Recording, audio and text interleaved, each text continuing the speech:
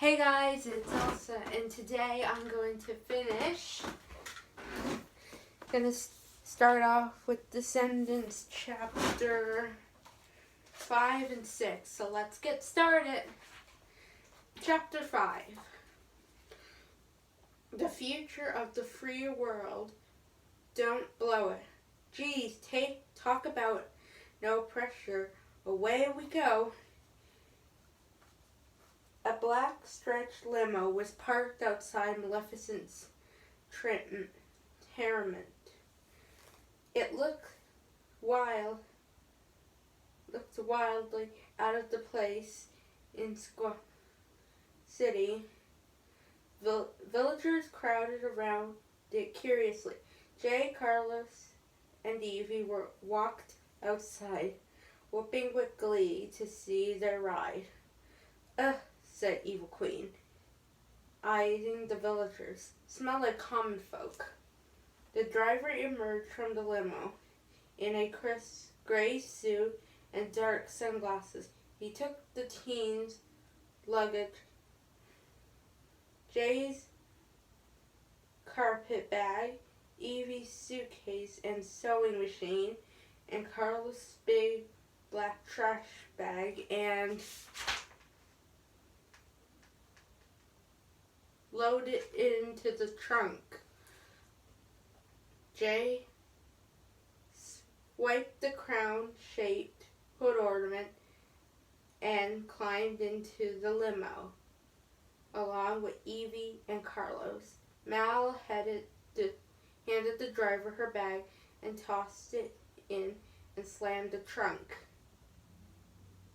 shut. She took one last look up on the balcony where her mom gave her I have my eye on you sign. Mal nodded and she hopped into the limo. The driver slid into the seat and shut the door. The jackals had landed, he said into a mic inside his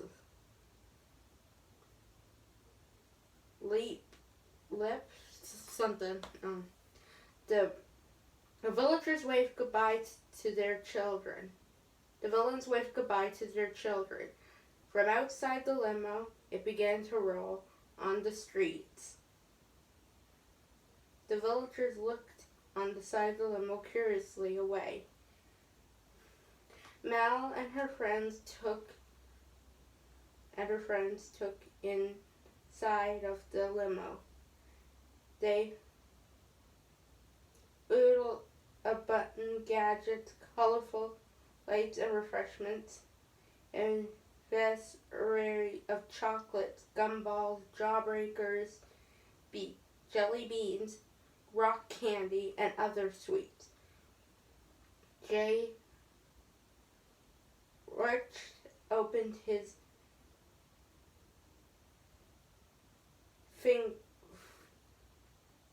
fist and his friend played with the sound system, unwrapped candy and opened cans of sodas and pressed every button and quickly trashing the limo. Evie went at Mal with a makeup brush. You're looking a little washed up. Ew, stop, said Mal, batting her away. I'm plotting. Well, it's not very attractive, said Evie, going on a blue rock candy. Carlos wolfed down a chocolate peanut butter cup and shook his head with wonder. Oh, V's, it's salty like nuts, but they're sweet like I don't know what. Let me see, said Jay. Carlos opened his mouth for Jay, looking at the chewed up peanut butter cup on his tongue. Something fell out. Jay took the cup from Carlos and popped it into his mouth. Mal clicked the remote on the screen.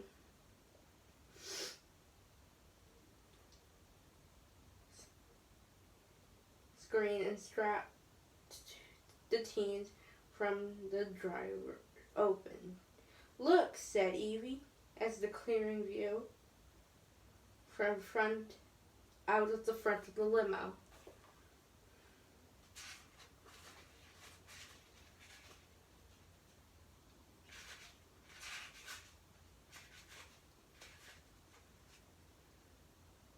The four teens stared ahead at the ruined remains of the bridge and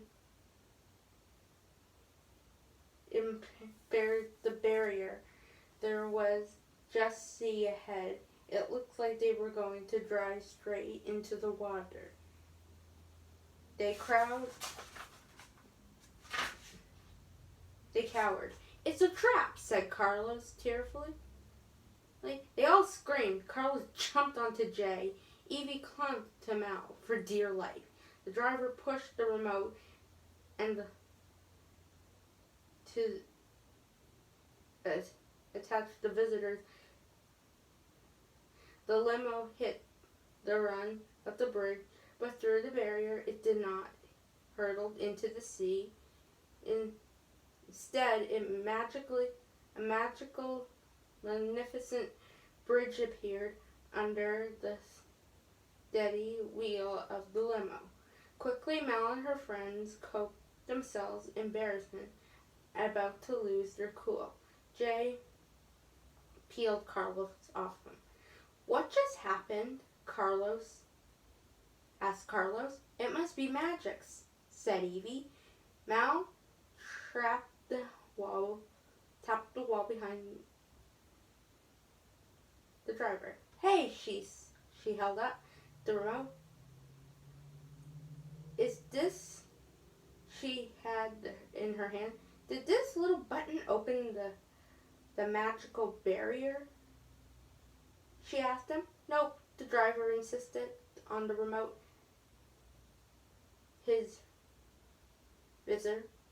"This one opens the magical barrier." He motioned at the remote. Mal held. "That one opens my garage. And this one." He pushed the button and the screen slid up, shutting off Mal and her friends. "Nasty. I liked it, guys," Mal smiled. The limo traveled across the bridge, which turned to a wide expanse of water towards Oregon. The bridge behind the limo disappeared, now following travel back or for anyone to follow. Disappeared, leaving no way for them to travel back or for anyone to follow.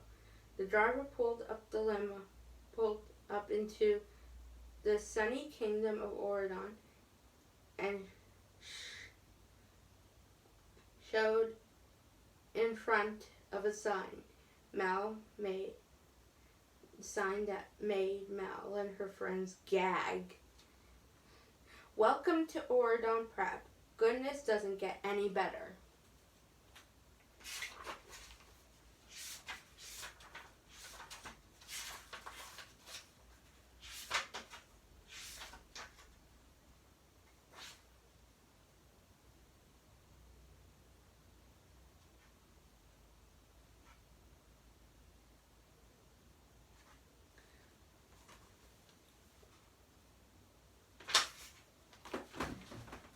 Chapter 6. Welcome to Oregon Prep, home of Oregon's fighting knights. How cute. Yeah, so I think I'm officially going to be sick. The limo crossed through the sparkling green campus and came to a stop at an impressive building with a flower garden looming before them. A group of curious students in blue and gold uniforms waited outside the limo, and waving flags and marching band started to play with the greatest guest. The driver opened the door. Mal, Evie, Jay, and Carlos tumbled out. They were about unguessfully as it got. Jay yanked a scarf at Jay yanked at the scarf that Carlos was clutching. You get everything else. Why do you want this? Carlos asked. 'Cause you want it, said Jay, wrestling Carlos to the ground and pinning him where his foot in their squabbling. They didn't notice the group of students watching them. The students backed away at their signs and at them frightening, and the band just drove to a wee stop. A woman smiled through a clump of students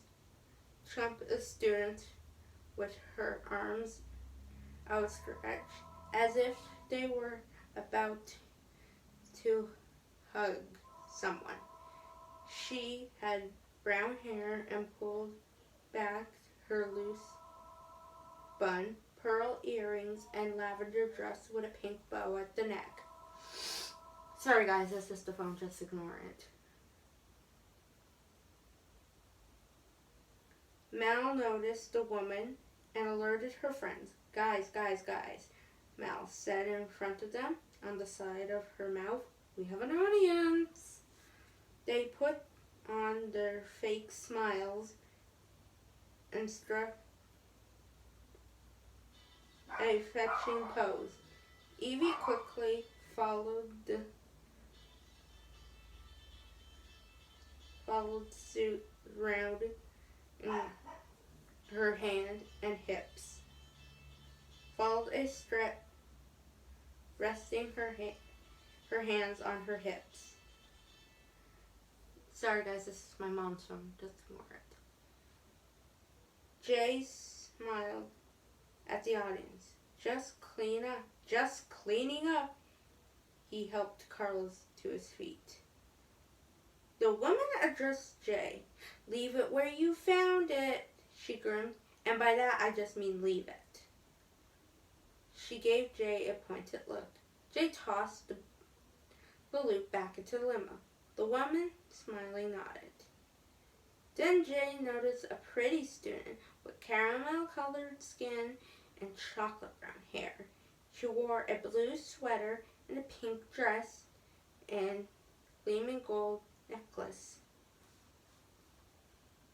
Sorry about that, guys. If you guys hear my mom's phone ringing, it's probably not important. So, just try to bear with me. Where was I? Okay. He strutted up with her with a smile and said, Hello, Foxy. The name's Jay. The girl laughed and then stopped. The woman leaped in between Jay and the student. Welcome to Oridon Prep, she said. Jay's smile faded. I'm Fairy Godmother, headmistress. She bowed elegantly. The fairy godmother? Asked Mal. Fairy Godmother nodded. As in Bibbidi Bobbidi Boo? Asked Mal, pretending to wave a wand. Bibbidi Bobbidi, you know it, said Fairy Godmother.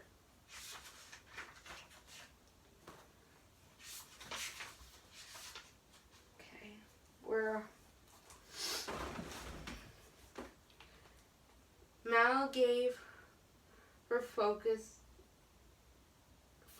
Mal gave her a forced good girl smile.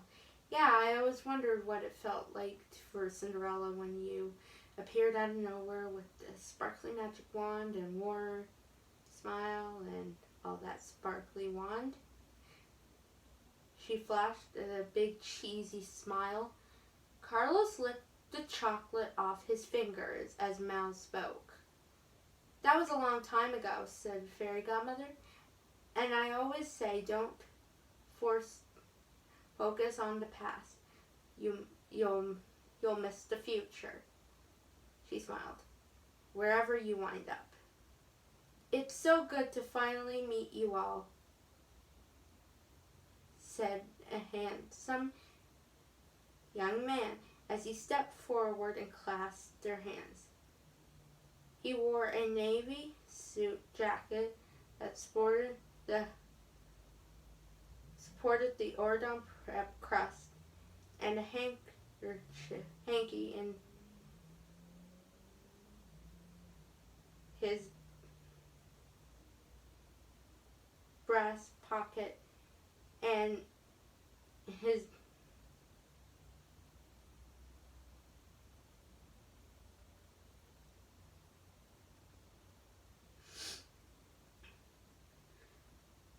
a pastel tie. I'm Ben. Prince Benjamin, said the girl beside him. Soon to be king, she squealed. You had me at a prince, Evie said, stepping forward and staring at Ben's eyes. My mom, a queen, which makes me a princess. She started to bow. The evil queen has no royal status here, said the girl, and neither do you. Ben gave the girl a look that said, cool it. This is Audrey, he said.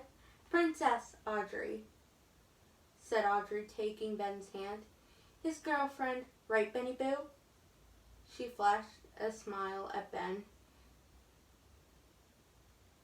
and tucked her chin, then let out a short laugh. Ben and Audrey are going to show you around, said Fairy Godmother. Fairy Godmother told Mal and her friends. I'll see you tomorrow. The doors of Wisdom's are never shut, but the library hours are from 8 to 11, so you may have here. I have a little thing about curfew, she smiled. Away from Mal and her friends, she walked towards the building with the marching band following in her footsteps. Ben smiled and approached Mal. It is so good to finally meet you all. Jay punched him playfully.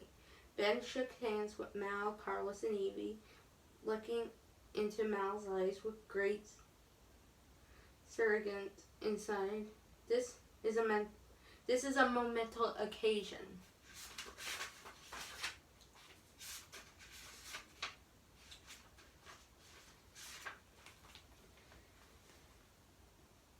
He said, and one I hope will go down in history as the day our two people began to heal. Evie held hands for too long. Audrey pulled Ben away. Mal immediately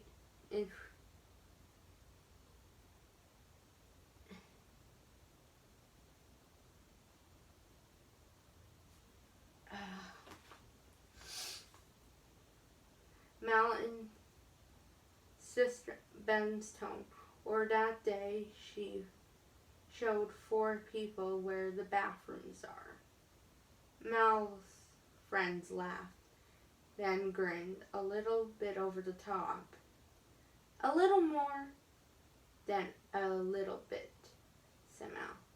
Well, so much for my first impression, said Ben. He laughed. Mal laughed too. She started to stare for him a moment before looking away. Audrey glared at her, though a smile. Hey, you're Maleficent's daughter, aren't you? Then she said in a discordant voice, I totally don't blame you for your mother trying to kill my parents and stuff. Oh, my mom's Aurora. Sleeping Beauty. Yeah, I've heard the name, said Mal, cutting her off. You know, I totally don't blame your grandparents for not inviting everyone in the world except for my mother to their stupid christening. Audrey blasted with a fake smile. Water under the bridge. Totes, said Mal, putting on a even bigger fake smile. Both girls fake laughed and fuzzled in unison. Ben clapped his hands together. Okay, so how about a tour? He said happily. He headed towards the garden, facts, history, school, and its history. The teens looked up from a fearsome statue that resembled Ben's father in beast form. Ben clapped his hands and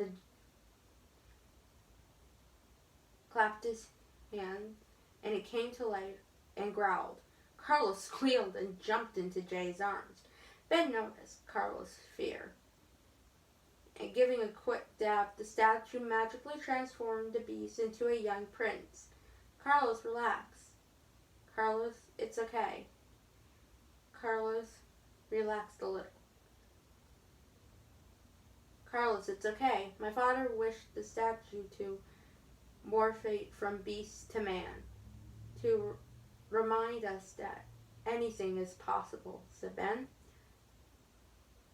Does he have shed much?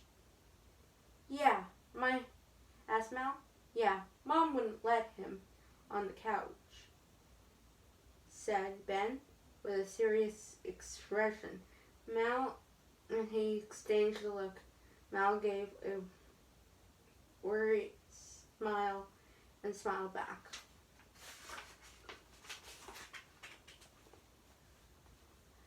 Ben continued the tour. Jay put Carlos down. Carlos clapped his hands to the statue to come alive again. Nothing happened. He raced ahead to catch up with the group.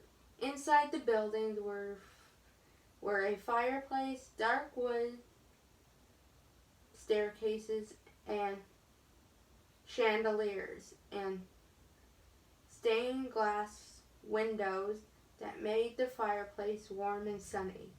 So you guys have a lot of magic here in Oridon, Mal asked. Like the wand, like things like that? Yeah, it exists, of course, but pretty much retired, said Ben. Most of are just ordinary, modern. So who happens to be kings and queens? Added Mel. That's true, said Audrey, suiting Ben's arm over the shoulder. Our royal blood goes back hundreds of years. She looked at Ben positively. Ben took his arm off her. Doug, he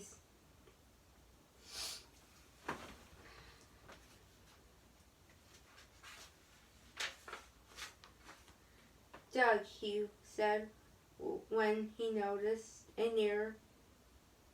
nerdy boy with thick glasses heading down the stairs. The boy was wearing a blue and golden marching band uniform and carried a clipboard. Doug, come down. Ben clapped on his hand. Doug shoulder. This is Doug, he announced. He's going to help you with your class schedules and show you the rest of the dorms. He looks right at Mal. I'll see you later, and if you all need anything, feel free to ask Doug, blurted out Audrey with a fake laugh and dragged Ben away.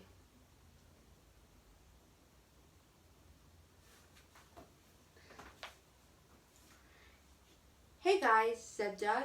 I'm Dopey's son, as in he stammered to continue.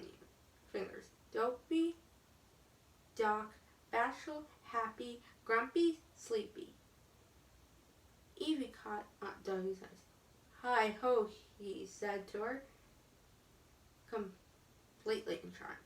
Evie went nose with him. Evie Queen's daughter, she strutted and twirled her hair fantastically. Seriously? I think. So about your classes, said Doug.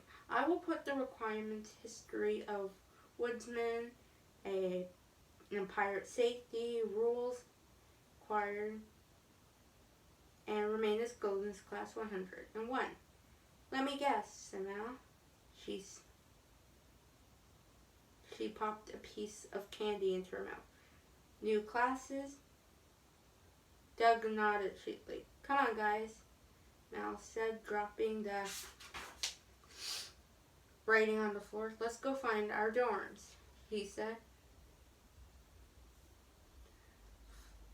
Staring up the flight of stairs, Carlos, Jay, and Evie followed her.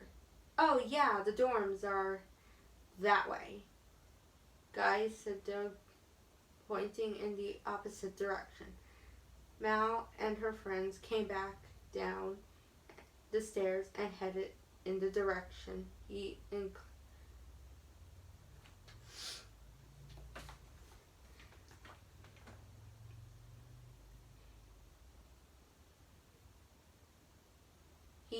insisted. Doug hung back, counting the doors again. Dopey, Doc, Bashful, Happy, Grumpy, Sleepy, and Sneezy, said Carlos, passing him and assuring in the opposite staircase. Doug sighed and looked at the ceiling. Upstairs, Mal and Evie opened the door to their dorm room. The lights were airy, and the drafts in pink pillows and flower curtains fluttered gentle in the breeze from the open windows. Mal's eyes widened with delight. Evie's eyes widened in delight. Mal's narrowed in horror. Wow, said Evie. This place is so amazingly gross, said Mal. I know, right? Evie said, changing tone. Amazingly gross. Ew. When Mal wasn't looking, Evie couldn't help but sigh a slight gasp of joy at her new crib. I'm going to need some serious sunscreen, said Mal, crossing her arms. Yeah, said Evie. Said Mal, pointing to the window. She closed the curtains as Evie moved to the other windows in the room and did the same,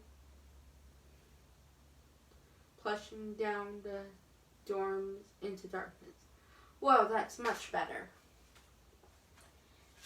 And that is the end of chapter 5 and chapter 6. We will continue chapter 7 and 8